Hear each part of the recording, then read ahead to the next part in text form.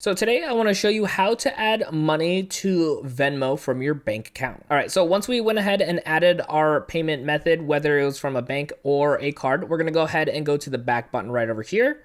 And we're going to go hit back one last time and go to our main page right over here.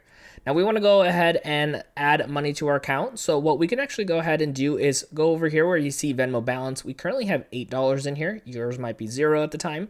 We're going to go ahead and click on manage, and you're going to see an option here that says add money. So we're going to click on here, and from here you can see we can do instantly $500 per week. And then if we want larger amounts, it can take anywhere from 3 to 5 days. So we're going to go ahead and do instant for our example here. And of course we have $0 right now, but they have a few denominations already predetermined for you, but you can go ahead and even just put in like $2.50 if you really wanted to. Click on next.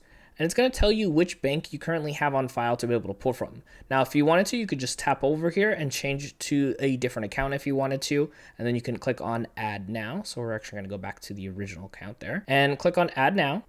And just like that, you saw that our Venmo balance just went up to $10.50. So that $2.50 is already added to our account. Now, sometimes it will take a few days for that money to be pulled from your regular bank account. So just something to keep in mind. It's not always going to be instant for you. So make sure that balance is available from the bank or card that you have pulled from. Now that you've added money to your Venmo balance, check out my video right over here to learn how to send money to friends and family.